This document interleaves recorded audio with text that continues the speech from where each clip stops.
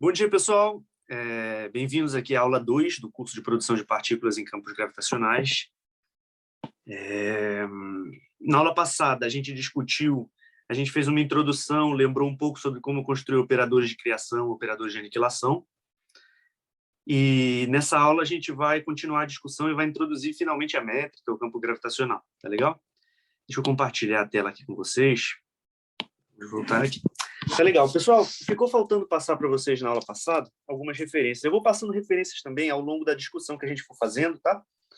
Mas tem um livro muito interessante do professor Murhanov com o professor Witnitsky, os dois são da Rússia, e eles têm um livro muito interessante. Não tenho certeza se o livro está disponível em português, mas tem em inglês, e tem uma interseção grande com o que a gente está discutindo aqui. O nome do livro é Introduction.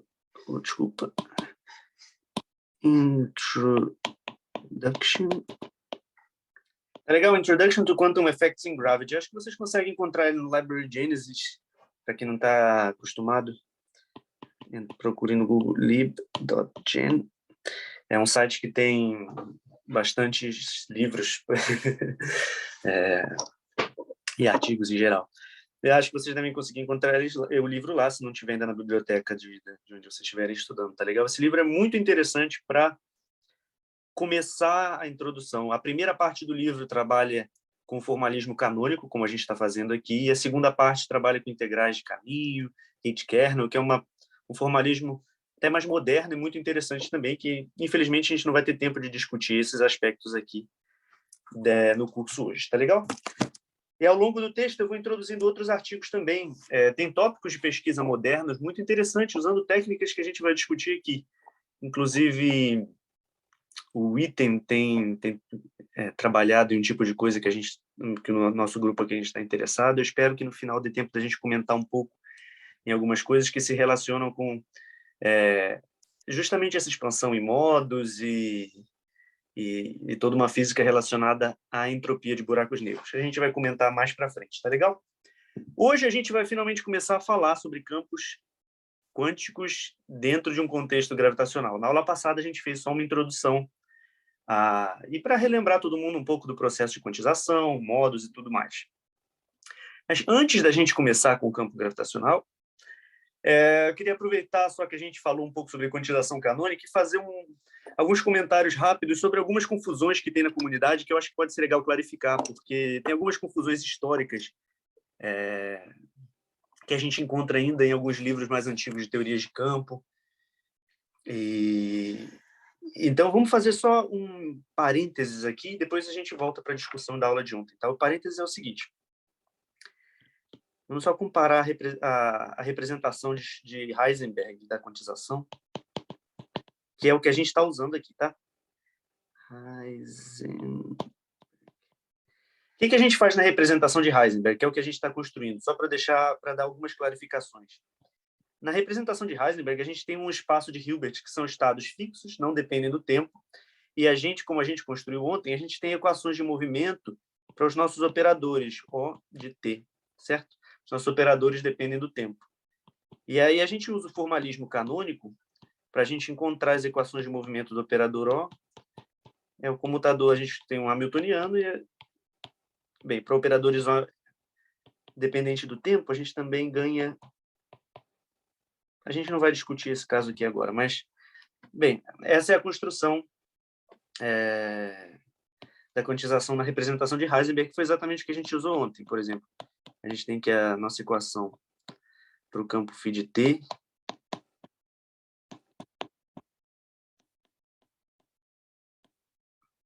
tá legal? E aí a gente também tem o nosso momento conjugado.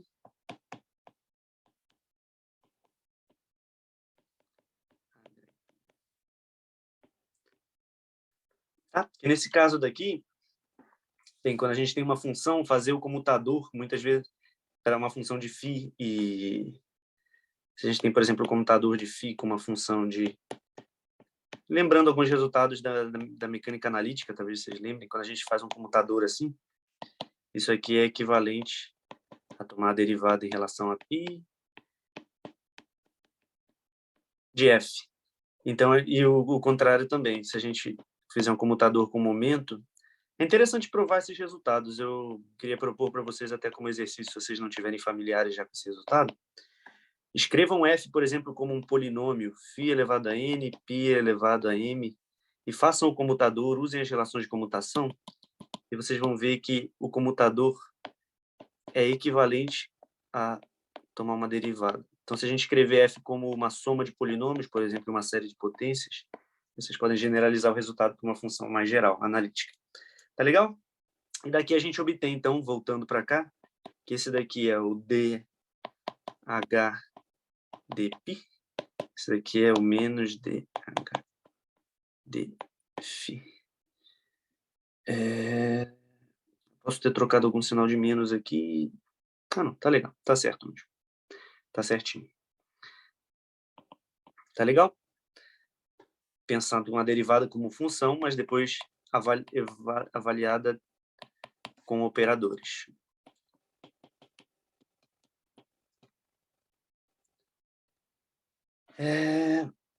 E esses operadores, então, O, φ, ou qualquer operador que a gente tiver, a gente calcula como eles evoluem no tempo, e esses operadores atuam nos estados, a gente pode calcular valores esperados e tudo mais. Comparando com a representação de Schrödinger, que é mais raro de se usar em teoria de campos,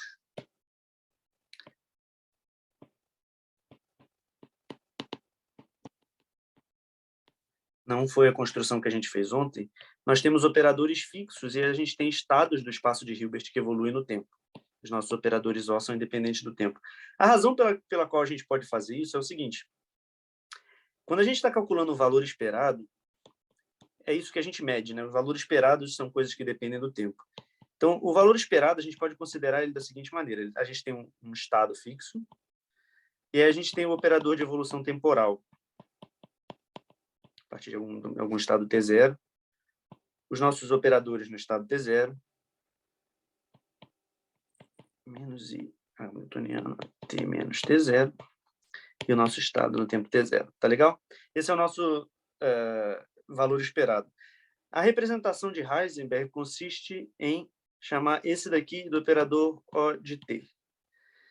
Já a representação de Schrödinger consiste em chamar esse aqui do estado... Ou não, desculpa, não é para incluir o operador O.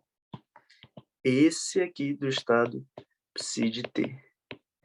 E bem, aí é uma escolha equivalente, fazer a construção com considerar isso daqui psi de T O0 psi de T é igual a fazer psi0 O de T psi0. Tá legal? A gente está tomando esse caminho aqui. Equivalentemente, a gente poderia trabalhar na representação de Schrödinger, e tem alguns casos que são interessantes na discussão que a gente vai fazer.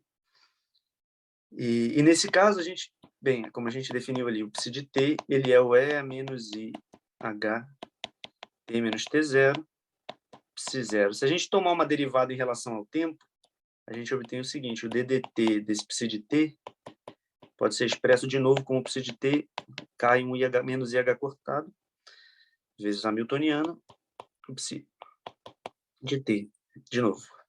Bem, e aqui é essa equação de Schrödinger, né?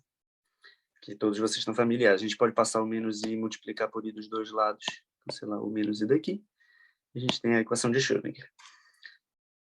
No caso de um sistema, por exemplo, vamos imaginar que nós estejamos um sistema com vários osciladores harmônicos. Então, a gente vai ter uma hamiltoniana, que é a soma de n momentos πi. A gente vai ter... Não precisa nem ser um oscilador harmônico, qualquer sistema físico quadrático desse tipo aqui. Tá? A gente tem vários osciladores, φj. Esse daqui tem o seu equivalente contínuo, que é integrar em x nos momentos marcados. O i passa a ser o equivalente do x contínuo, né? E aqui soma em x, soma em y, do φ x. Estou omitindo aqui a dependência do tempo, tá? Algum kernel, vamos chamar ele assim, e um φ y.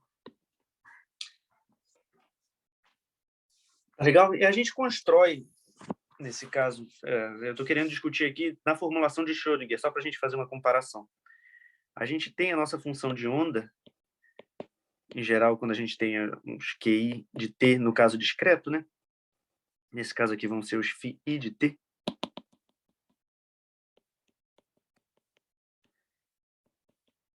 Que é a projeção na base φ1, nós temos vários aqui, de 1 até n. φ1 até o φn, né? Vocês estão acostumados a fazer mecânica quântica com muitas partículas. E aí, bem, aí a equação de Schrödinger toma aquele formato que a gente está acostumado, que é o DDT dessa função de onda vai ser o hamiltoniano atuando no espaço das funções de onda psi. Como que o hamiltoniano atua nelas? A gente vai ter um meio na soma de I e J.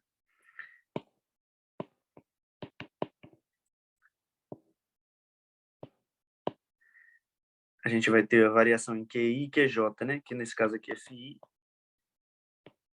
são as coordenadas Φj, mais QI, M e J. Desculpa, eu estou chamando toda hora os Φs de Q. Talvez eu devesse estar chamando eles de Q. E Φj. Né? É o que vocês estão acostumados. Aí você tem o Laplaciano, quando você tem as suas coordenadas Φ, que eu estou chamando. Quando nós passarmos das coordenadas φ e agora a gente for descrever um sistema que tem graus contínuos de liberdade, em vez de nós termos coordenadas φ, você poderia imaginar o φ como sendo as coordenadas de uma partícula no oscilador harmônico, agora a gente tem um sistema dinâmico que as coordenadas são descritas, que os graus de liberdade são contínuos. Então a gente vai ter uma função de onda, que agora vai ser um funcional de onda, né? Que vai depender de φ e t. Certo? E, por exemplo, aí a interpretação continua sendo a mesma. O módulo ao quadrado é a probabilidade de obter o campo num instante t na configuração φ de x. Tá legal? Continua tendo a interpretação probabilística. E, bem, a gente tem uma equação de Schrödinger para esse funcional que é equivalente a para esse funcional. Só que agora não são coordenadas discretas, mas são graus de liberdade contínuos. Eu já vou clarificar um pouco porque eu estou fazendo esse comentário sobre a representação de Schrödinger para campos. Delta x e y.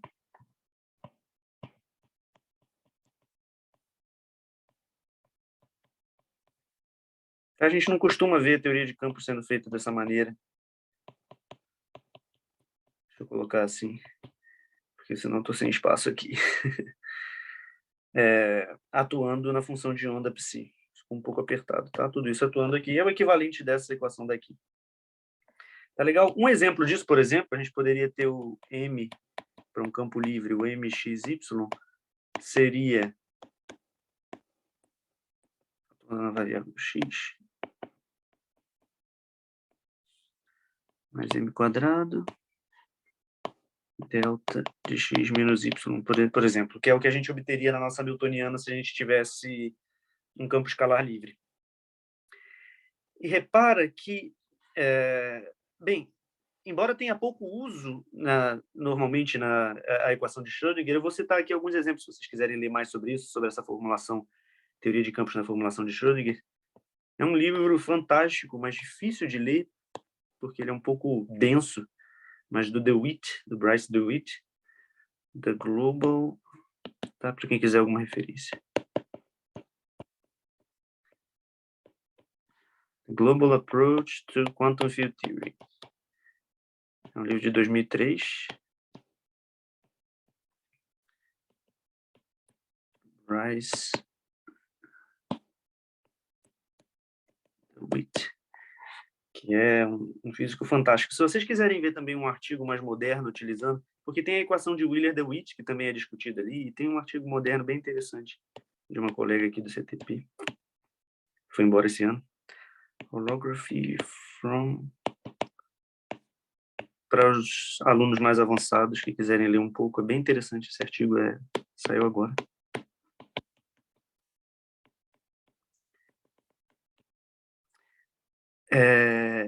O Wheeler-DeWitt Equation é justamente a formulação de Schrödinger, é o equivalente da equação de Schrödinger, só que para o funcional psi, de encontrar a métrica que descreve a probabilidade da gente encontrar a métrica numa certa configuração, num determinado slice que a gente fizer, né? E ela toma uma forma um pouco diferente, porque é um sistema com vínculos, né? E aqui a gente estava discutindo um sistema sem vínculos, mas é justamente essa formulação. Deixa eu escrever aqui o nome dos autores. Chaudhuri.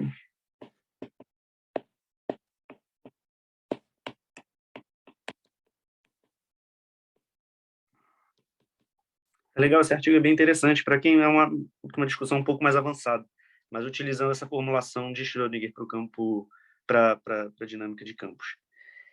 Uma confusão que aconteceu no passado foi sobre quantização de sistemas, sistemas relativísticos, naturalmente, quando a gente impõe relações de comutação no formalismo canônico, elas não são manifestamente invariantes, relativisticamente invariantes, né?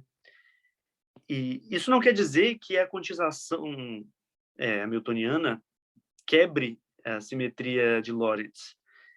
A quantização hamiltoniana, ela simplesmente pode não ser manifestamente invariante de Lorentz, mas nesse caso aqui, por exemplo, se isso daqui veio de um hamiltoniano que era de um sistema relativístico, a nossa teoria quântica vai ser relativística. A gente pode quantizar no formalismo hamiltoniano sistemas relativísticos ou sistemas não relativísticos. Se a hamiltoniana veio de um sistema não relativístico, a teoria quântica não vai ser relativística. Uma confusão que aconteceu no passado foi as pessoas não sabiam que partículas relativísticas tinham que ser descritas por campos. E elas achavam que a equação de Schrödinger para partículas, a versão relativística da equação de Schrödinger seria a equação de Klein-Gordon, ou a equação de Dirac, ou a equação de Maxwell. Isso não é verdade. As equações de Dirac, de Klein-Gordon, elas são sistemas clássicos que a gente quantiza eles uma vez só. Os campos não são funções de onda das partículas, como às vezes ainda a gente encontra nas discussões dos textos antigos.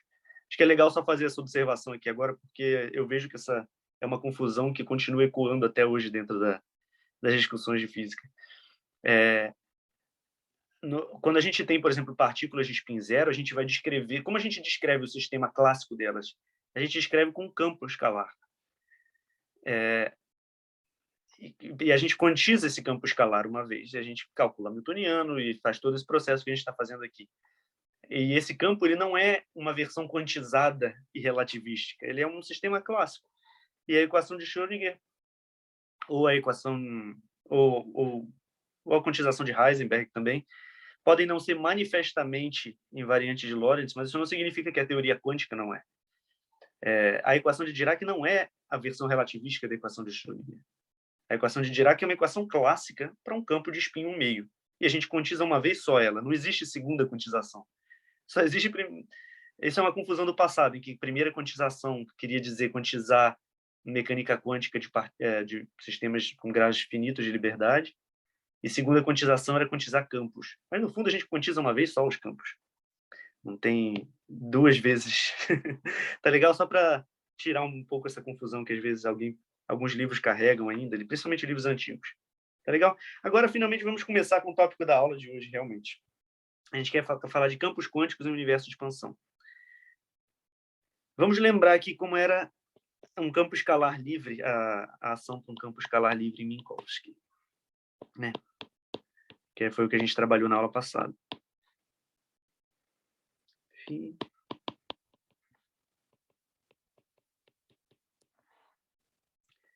Tá legal? Agora a gente vai passar para um espaço-tempo curvo. A gente vai trabalhar com um espaço-tempo bastante simples, que é um espaço-tempo cosmológico em expansão. A gente vai descrever mais precisamente agora. Mas a gente vai passar, a gente quer acoplar o nosso campo escalar a uma métrica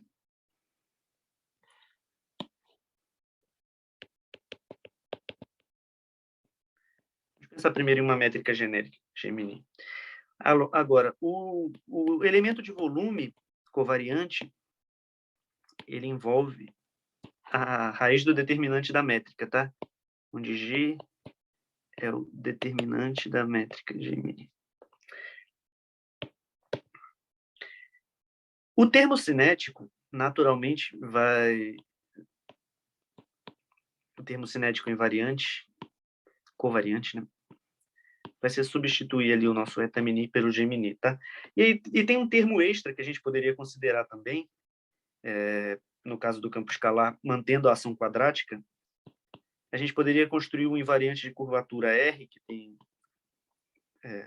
dimensão de massa ao quadrado também, e incluir ele na ação, porque ele também desapareceria. Então, assim, generalizando aquela ação ali, se a gente fosse acoplar ela com a métrica, a gente poderia escrever ela assim.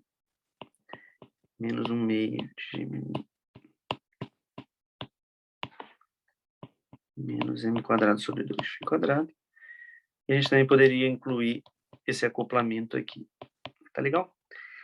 Quando tem dois valores bem especiais para Xi. O Xi igual a 0 a gente chama de acoplamento mínimo. Deixa eu criar um pouquinho de espaço aqui. Eu não queria partir para a próxima tela ainda. Quando o Xi é 0, a gente tem mínimo, o acoplamento mínimo, se chama.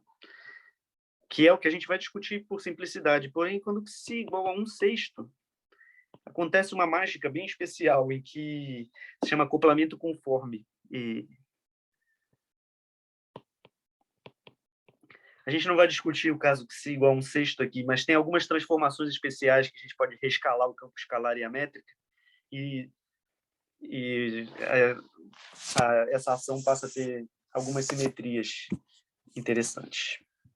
Tá legal? Mas por simplicidade, a gente vai discutir hoje, vamos considerar Xi igual a 0. Tá legal? Agora, o que acontece quando a gente tem um espaço... legal, não sabia que dava para fazer isso na página. Quando a gente tem as equações de Einstein com um fluido homogêneo e isotrópico, as soluções para a métrica têm a seguinte forma. O elemento de linha, ele pode ser escrito da seguinte maneira. A de t, é claro, depende de que tipo de matéria está ocupando o nosso espaço-tempo, tá? Em geral, a gente pode ter as seguintes situações. Podem ser soluções das equações de Einstein. Espaços em que as superfícies de tempo constante são da seguinte maneira. Desculpa. Se k for igual a 0, as superfícies de tempo constantes são planas. K pode ser menos 1, e aí elas são hipérboles, ou K pode ser igual a 1, e elas são esferas. Tá legal? Nós vamos considerar o universo de Friedmann-Robertson-Walker espacialmente planos. O que acontece é que quando você expande muito, por exemplo, depois da inflação, por exemplo, em geral, mesmo que você, topologicamente, suas superfícies sejam uma esfera, essencialmente, você vive numa esfera muito grande. Então, a gente pode... É uma boa aproximação a gente considerar espaços com superfície com topologia plana. A gente vai considerar métricas da seguinte maneira.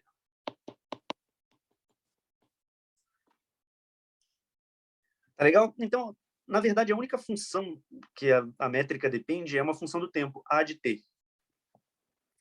E como a vai depender do tempo, depende do conteúdo que tem dentro do nosso universo, né? A gente não está tão interessado hoje em resolver equações de Einstein e descobrir a de t.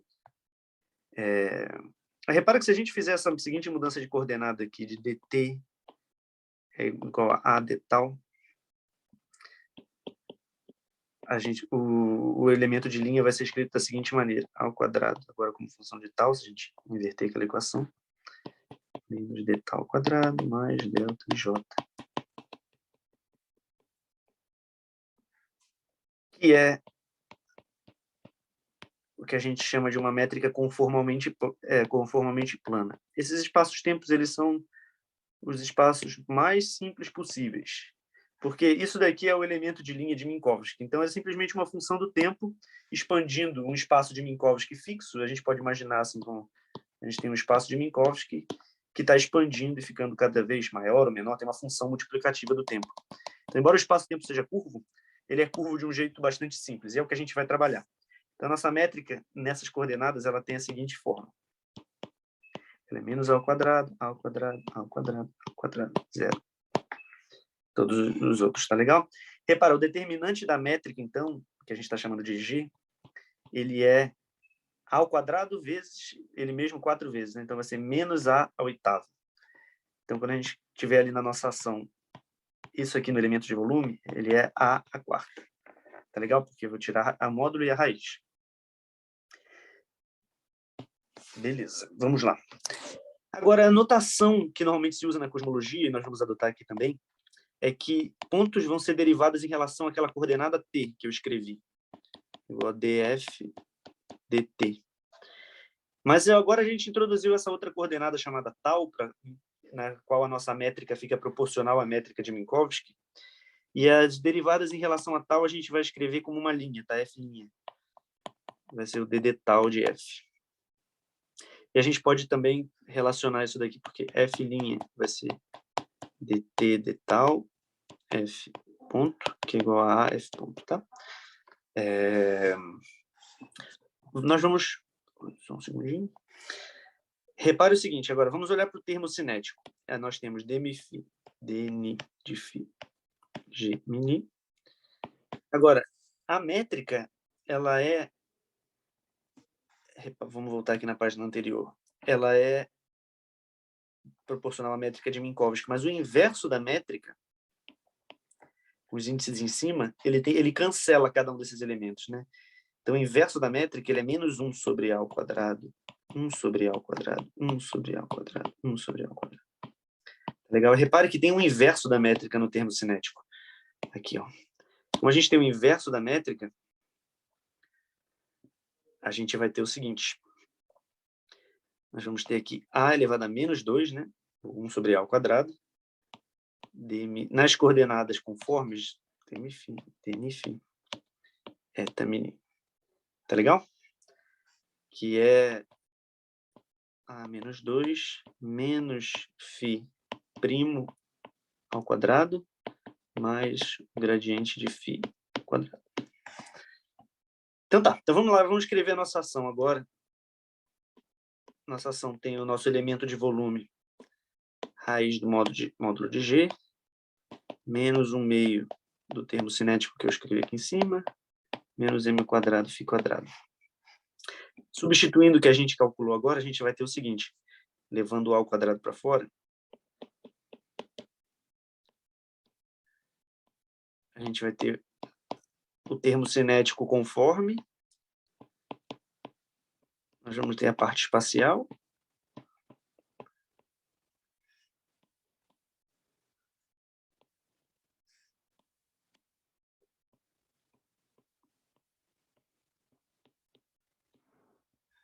isso porque a massa, eu botei só um a ao quadrado aqui fora, e aqui era um a à quarta.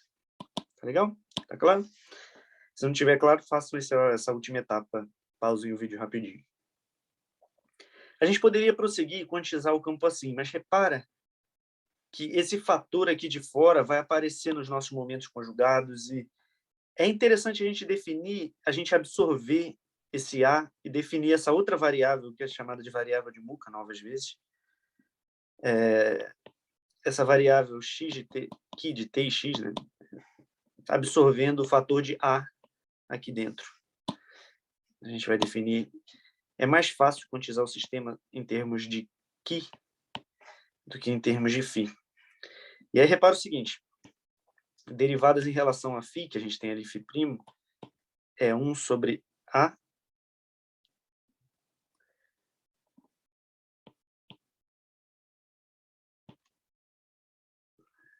Qi' menos A' sobre A ao quadrado Qi. Ficou claro? Eu dividi pelo A e tomei a derivada. Então, quando a gente tiver ali no nosso termo cinético Φ' ao quadrado, o que a gente vai obter? A gente vai obter Qi' ao quadrado sobre A ao quadrado, que vai cancelar aquele A ao quadrado lá. mas a gente vai obter mais termos indesejados. A quarta, π quadrado menos 2a' sobre a ao cubo, π'. Tá legal? Dá para simplificar um pouco isso. Observa o seguinte, o que a gente tem ali é a ao quadrado, π' ao quadrado. Então, a gente tem π' ao quadrado, que é o que a gente está mais interessado, que vai ser o nosso termo cinético.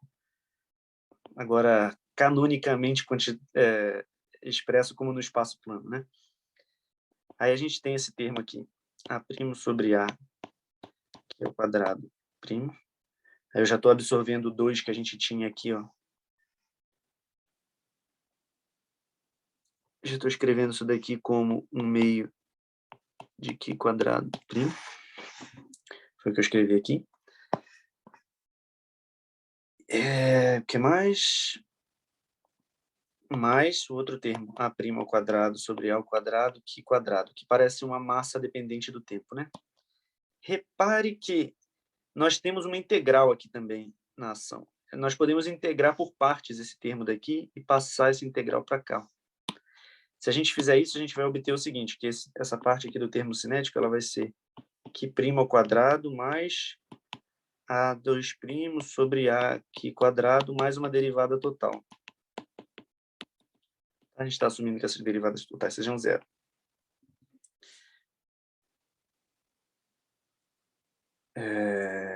Reparem o seguinte. A gente agora pode escrever a nossa ação de uma maneira que a gente está mais familiar, que é parecida com a nossa discussão anterior. A nossa ação vai ser o seguinte, ó.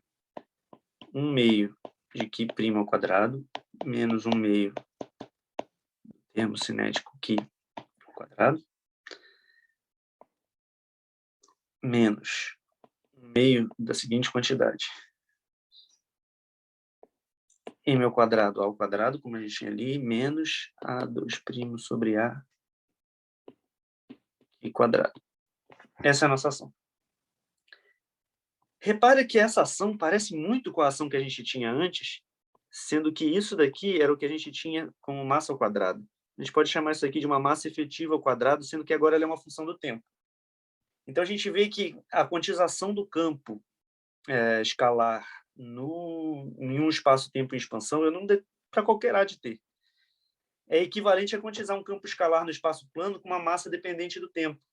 Repara só, a nossa equação de movimento, se a gente calcular aqui ts dq igual a zero,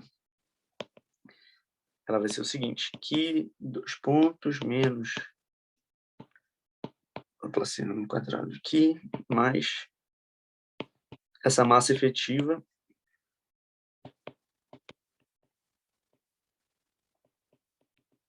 certo?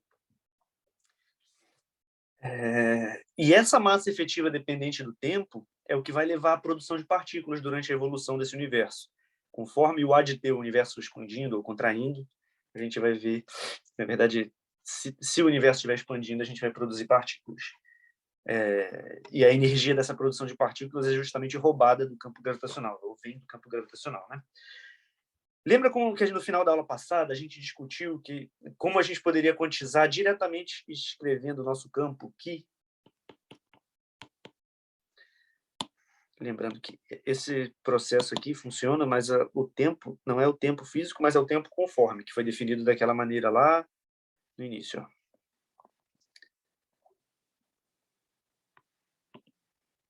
Tá legal? Então, o problema é equivalente, mas desde que a gente use coordenadas conformes, porque aí a métrica fica proporcional à métrica de Minkowski. A gente pode escrever, então, o nosso Q, expandir ele em modos. No espaço curvo, em geral, a gente não tem acesso a modos, a transformadas de Fourier, né? Porque, em geral... Mas como esse espaço daqui ele é conformalmente plano, a gente pode escrever tudo de uma maneira um pouco mais simplificada, parecendo com a discussão que a gente fez em Minkowski. Então, a gente escreve diretamente, clarificando um pouco o que a gente estava fazendo na aula passada. Isso daqui é o que a gente antes começaria como o operador A de T. A gente já está botando toda a dependência dele em uma função V, que a gente está chamando de função modo,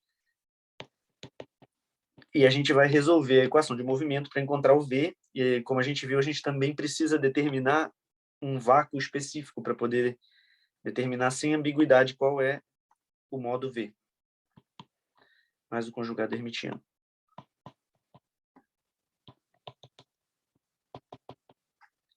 Muitas vezes esses modos são chamados de modos de energia positiva, energia negativa, que é uma interpretação mais antiga, como eu estava falando, assim, na verdade,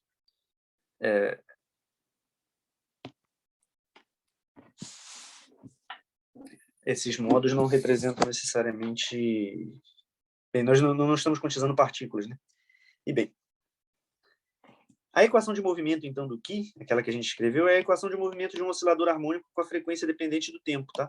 Quando a gente substituir o Ki pela expressão em termos dos operadores de criação e aniquilação, a gente vai obter o seguinte, que esses modos V, eles satisfazem a seguinte equação. Dessa vez com a frequência dependente do tempo. Vk igual a zero. Onde esse ômega k ao quadrado, ele é o k ao quadrado mais a nossa massa efetiva ao quadrado. O que pode ser, inclusive, negativa, tá? Embora eu tenha escrito ela como m quadrado, isso daqui pode ser bem maior do que isso. Inclusive, isso vai levar a consequências interessantes que a gente vai discutir logo mais. Então, a gente procede como no fim da aula passada, que foi toda a razão pelo qual eu introduzi aquele modo de quantizar, que era aparentemente um pouco mais complicado, mas porque aqui ele vai valer a pena. Certo? A gente impõe as relações de comutação, e os operadores A e a Dagger, A e a Dagger comutam entre eles mesmos. Da Hamiltoniana, a gente tem que π é igual à derivada do Qui', e a relação de comutação de Qui de x e tal, e π de y tal primo, vai ser I delta de x menos y. Implica que o Wronskiano, lembra? Estou só fazendo uma revisão aqui da aula passada. O Wronskiano é 2i. Lembrando que o Wronskiano é a derivada de V vezes o V star menos V vezes a derivada do V star. Tá legal? Eu passei como exercício para vocês provarem que o Wronskiano é independente do tempo, usando as equações de movimentos, continua sendo verdade aqui.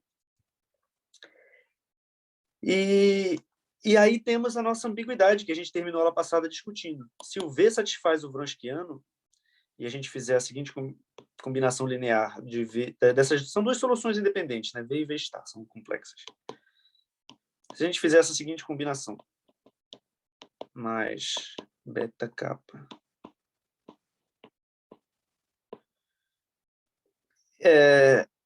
deixa eu chamar de um nome diferente aqui, desculpa.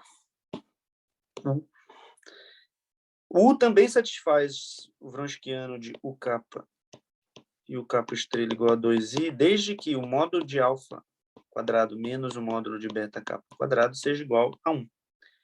E essas são soluções igualmente válidas, que definem uma combinação linear dos modos A e a Dagger, igualmente válidas. Então, assim, eu também poderia igualmente escrever o nosso campo Qui de x e tal, da seguinte maneira.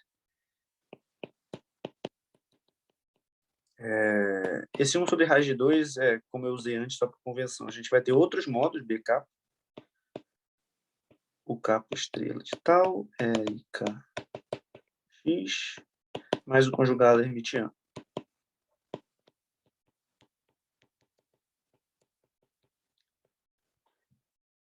Bem, são outros operadores de criação e aniquilação que estão associados a essa outra combinação linear de modos. Se a gente for comparar uma expressão com a outra, a gente vai ver o seguinte, que os operadores definidos com os modos V, A, eles se relacionam com os operadores B da seguinte maneira.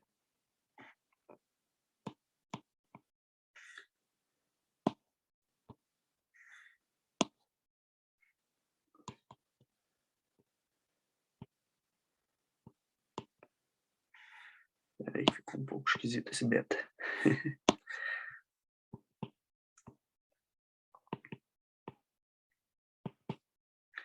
Ou invertendo, a gente também pode expressar os operadores de aniquilação do modo U em termos do modo A. Também dá para comparar na direção contrária.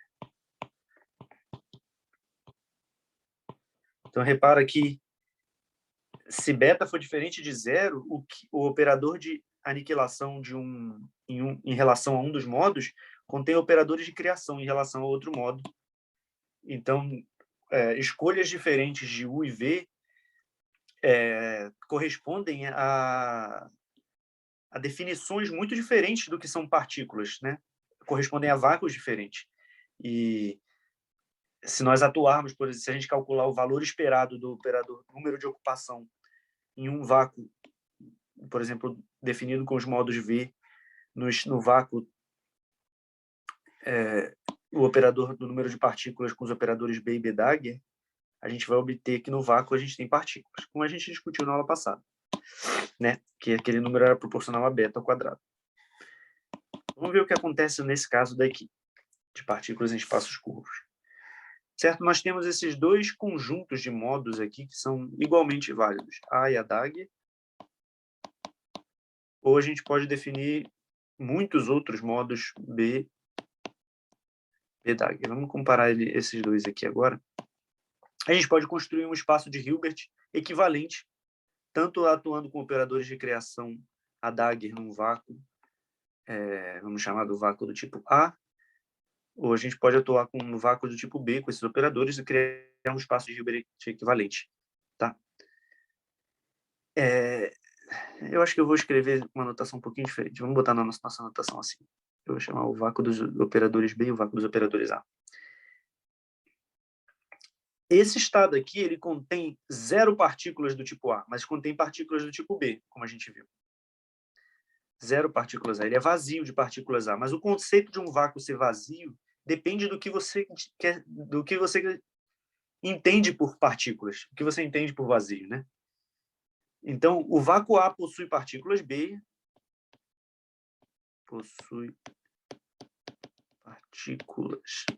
e o vácuo B possui partículas A.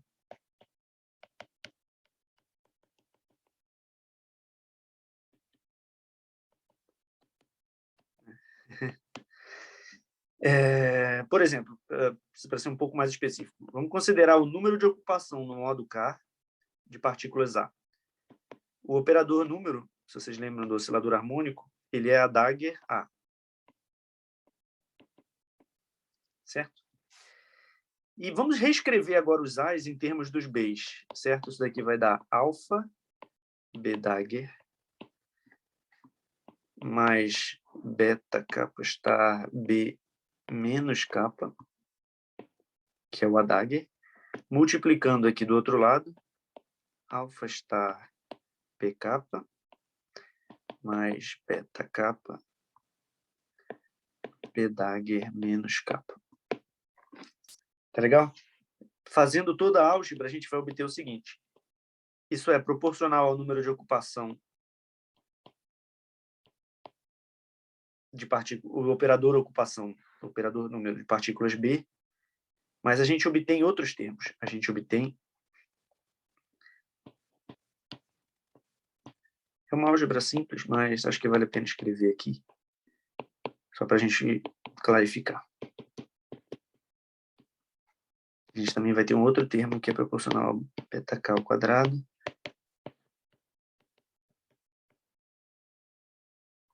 Tá legal? Se a gente calcular, então, o valor esperado nesse estado do número de ocupação de partículas A no estado B, qual é o valor esperado do número de partículas A no estado B? A gente vai ver que o único que vai sobreviver aqui é o último termo que eu escrevi aqui, ó. E a gente vai obter o seguinte, B, é o valor esperado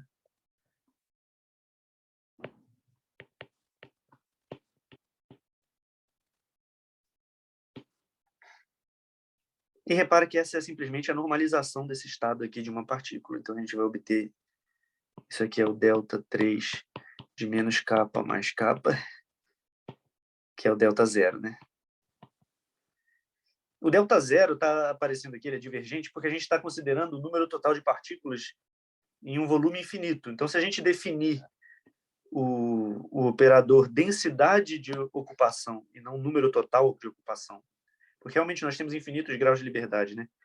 Se a gente definir o NK como sendo ΔZ NKA, a gente vai ter que a densidade do número de ocupação de partículas A no vácuo B, ela é o módulo de beta-K ao quadrado. Tá legal? Então, a gente tem uma interpretação aqui do que significa beta. Essa relação entre os operadores de criação e aniquilação, entre um vácuo e outro, se chama transformação de Bogoliubov. Tá legal? A gente vai falar bastante sobre elas.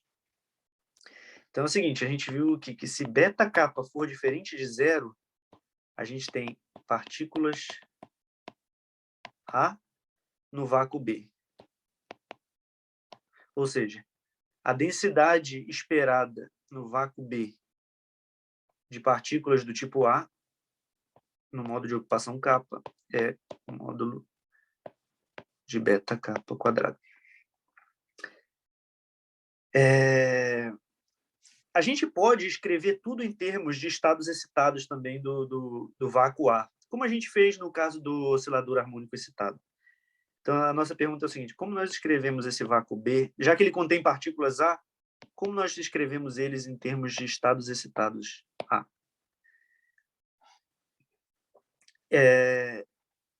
A gente pode escrever ele como CN, né?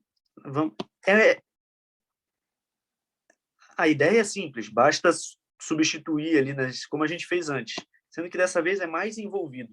É o seguinte: qual é o momento total do estado vácuo B? Ele tem momento zero, né? Então, ele vai ser escrito como uma combinação linear de estados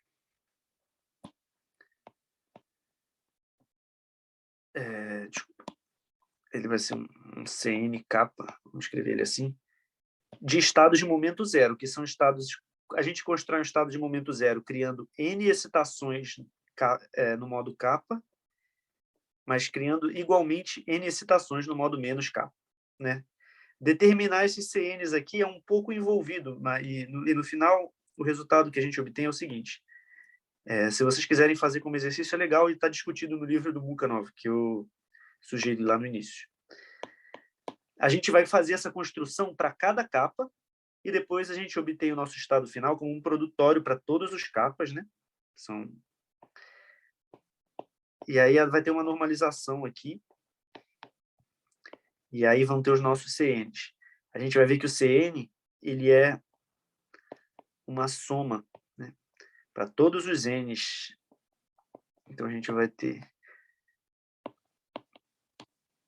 beta-K sobre 2 alfa-K. Agora, essa expressão aqui, ela é muito importante. Repara que não tem nenhum outro estado mais genérico nessa combinação, porque, justamente, o vácuo tem momento zero. Esse é um estado altamente emaranhado, se você olhar, e com uma fase muito específica entre cada uma dessas... Então, justamente para a gente construir o vácuo, um estado que tem zero partículas B, a gente constrói um estado muito complexo e emaranhado de partículas A. Ele é um estado esse estado é muito diferente do vácuo A. Inclusive, a gente pode ver ele como um operador exponencial atuando aqui. Esses estados eles se chamam estados comprimidos, ou squeezed states, os estados que são escritos assim. Então, o vácuo B é um estado comprimido.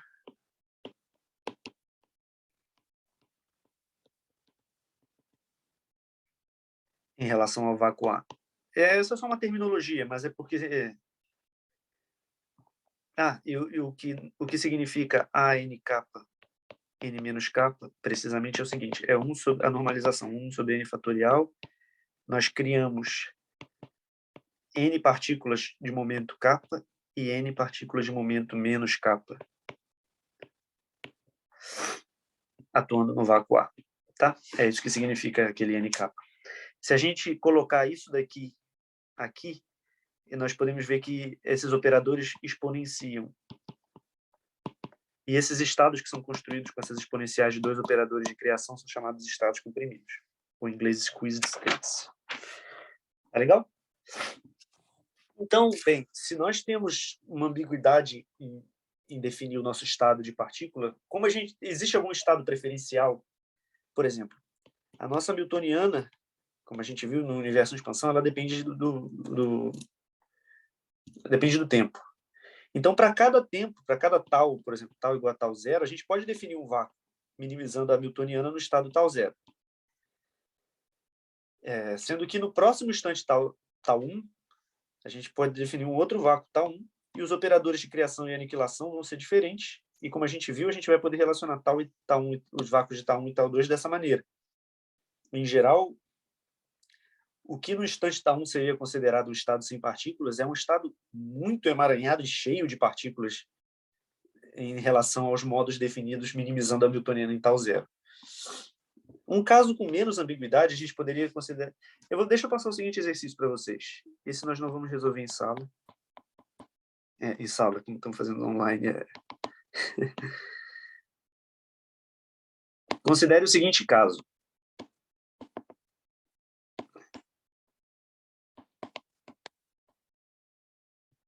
Esse caso não é muito físico, cosmologicamente, mas ele é mais simples. Nós temos um campo escalar com uma massa dependente do tempo, efetivamente, né? O problema é equivalente a isso. Então, considere o seguinte caso. Nosso campo escalar até o instante, essa aqui é a massa efetiva de tal. Ele tem um valor m0 ao quadrado positivo até o instante zero. De repente, a massa vira negativa e passa a ter o valor menos m0 ao quadrado por um tempo até o tempo tal 1. E a partir daqui, a nossa massa volta a ter o valor que ela tinha antes, m0. Tá legal? Nesse início daqui, os nossos modos, naturalmente, a gente pode definir eles minimizando a newtoniana, e como a gente fez antes, a gente vai ter o ômega-k definido com a massa m0, tá? Vou chamar de ômega 0. Tal sobre raiz de ômega-k 0. Depois do instante, nessa região daqui, depois de tal 1, nós vamos ter os nossos modos, o k, que vão ser definidos como aí ômega-k 0, tal menos tal 1, sobre a raiz de ômega-k 0. O que acontece no meio? No meio, esses modos param de oscilar, eles passam a ter uma massa negativa. E aí eu sugiro que vocês façam o seguinte, encontrem, o exercício é encontrem VK. Resolvam essa equação, ela é bem fácil. Para tal, evoluam os modos ali, VK, encontrem VK de tal, e escreva como combinação linear de UK e UK estrela. Tá legal? Como combinação linear disso. Então, resolvam a equação para VK de tal, evoluam para tal maior que tal 1. Aqui, nessa região aqui, a gente definiria esses modos. Mas se a gente pegar o nosso modo VK e evoluir ele até aqui, a gente vai ver que ele vai ser uma combinação linear de UK e UK estrela. Ou seja, o fato da massa efetiva ter invertido de sinal gerou partículas. Então, no final, a gente vai ter que, para tal maior que tal 1, a gente vai obter o seguinte, VK de tal, a gente pode parametrizar ele da seguinte maneira. Ômega. Eu vou omitir o zero, tá? Porque acho que fica um pouco demais colocar esse zerinho em todos os lugares. Escrevam ele da seguinte maneira, alfa capa, o capa de tal, onde o capa é dado pelo que eu escrevi aqui, mais beta capa, capa estrela de tal. Ou seja, o exercício é encontre alfa capa e beta capa. Tá legal? Vocês vão ver que beta capa é diferente de zero. Então, calculem, parte 2, compute a densidade média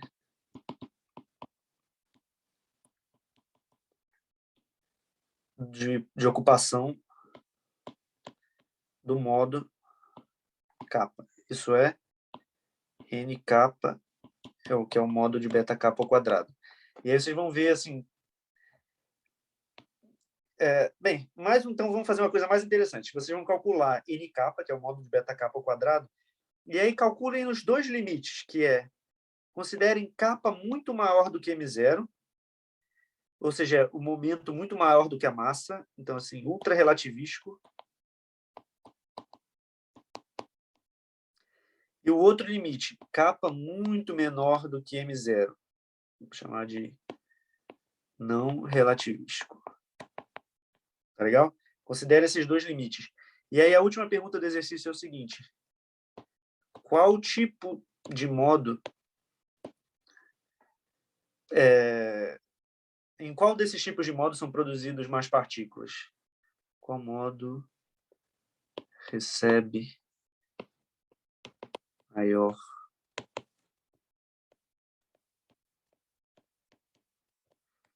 Vocês vão ver que, preferencialmente, o sistema gera muito mais partículas não relativísticas, tá? Vocês vão ver que é exponencialmente maior. O número de partículas relativísticas é quase nenhum. Então, a gente vai ver que o que acontece é que, se você tiver os modos kappa, você gera um montão de partículas com um momento zero e quase nenhuma partícula com momentos grandes, tá? Na verdade, M0 é mais ou menos o ponto de mudança. A gente vai ter alguma coisa assim, tá? Então, legal. Esse é o exercício, tá legal? Vamos retomar, então, aqui a discussão.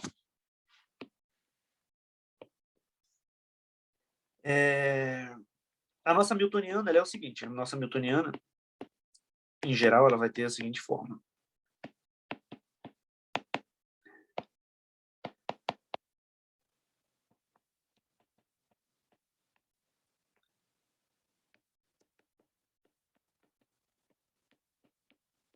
Tá legal? Eu já estou omitindo de colocar os chapéuzinhos muitas vezes para não ficar coisa demais. Repare, se a gente substituir por que e pelo momento, que é igual a que primo, as nossas expressões com os modos V, a gente vai obter o seguinte. E já vamos calcular, para poder simplificar um pouco, vamos assumir que a gente definiu o vácuo tal zero como sendo o vácuo que é aniquilado pelo operador A, que acompanha o nosso modo, tá? Se a gente calcular o valor esperado da newtoniana, então, no vácuo tal zero, que é aniquilado pelo operador A, olha o que a gente vai obter. A gente vai ganhar um delta zero, de novo porque o nosso volume é divergente, tá? Mas aí essa aqui é a parte interessante, um D3K do seguinte, vamos escrever aqui na próxima linha.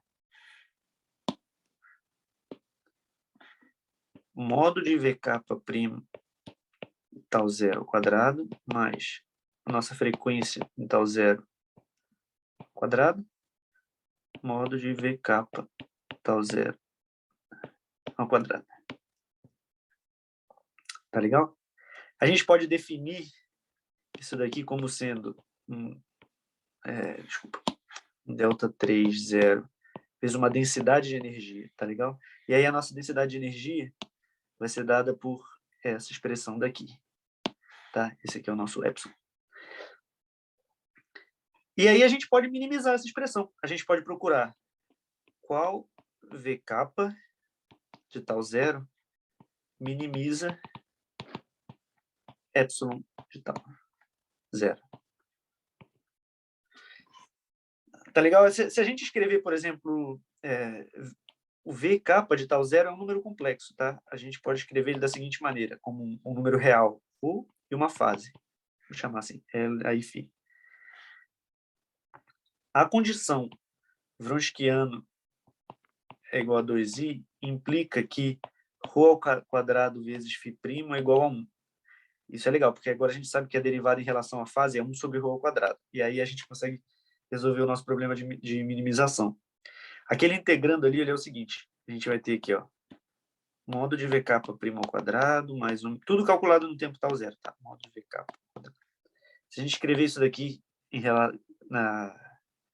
naquela representação, a gente vai ter ρ' ao quadrado, mais 1 sobre ρ ao quadrado, já usando que o Wronskiano é igual a 2i, mais ômega k ao quadrado, ρ ao quadrado. Certo? A gente pode minimizar isso aqui em relação ao seguinte. Vamos chamar isso aqui de integrando i como função de ρ e ρ'O'. A minimização em relação à velocidade, ρ' é zero. Então, ρ' é igual a zero, porque a gente vai derivar, só depende aqui de ρ'. A minimização em relação a ρ,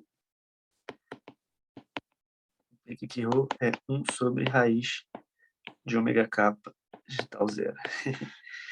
A gente não tem como determinar a fase não tem nenhum significado físico aqui, mas o que a gente obtém é que o V kappa de tal zero, que minimiza a newtoniana no tempo tal zero, ele é no máximo uma fase, ômega kappa de tal zero. Que é justamente o que a gente esperava, né? E a gente obtém também que a velocidade é I raiz de ômega kappa tal zero vezes uma fase que não tem nenhum significado físico, a gente pode tomar igual. Agora, repara o seguinte, isso só é verdade se ômega kappa ao quadrado for positivo. Se ômega kappa ao quadrado for negativo, não existe solução. A gente não consegue minimizar e não tem mínimo.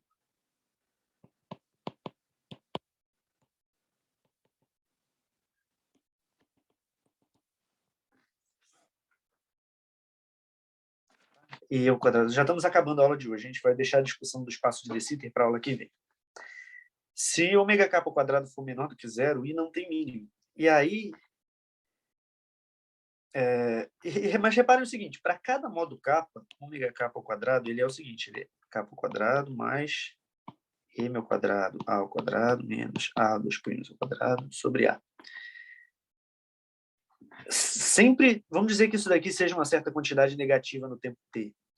Vão ter modos que vão ser maiores do que essa quantidade. Sempre vão ter modos, porque kappa vai até infinito. Então, vão ter modos muito pequenos. Os modos menores vão ter frequência positiva. Então, a gente pode interpretar que os modos de kappa muito alto, eles sempre são oscilatórios. Eles nem sabem que o espaço-tempo é curva. Eles são muito pequenos. Eles são ultravioleta. Então, os modos ultravioleta sempre são oscilatórios. Sempre tem uma solução que minimiza. A gente sempre pode encontrar um V dessa forma. Vamos dizer que isso daqui seja bem negativo, né? Porém, se a gente for abaixando o kappa, vai chegar um momento que se chama o momento de que se cruza o horizonte, que é quando o ômega kappa fica zero. Nesse momento, o que acontece é que esses modos não têm mais uma interpretação oscilatória, eles não são mais uma função oscilatória. E a gente não vai conseguir encontrar para esses kappas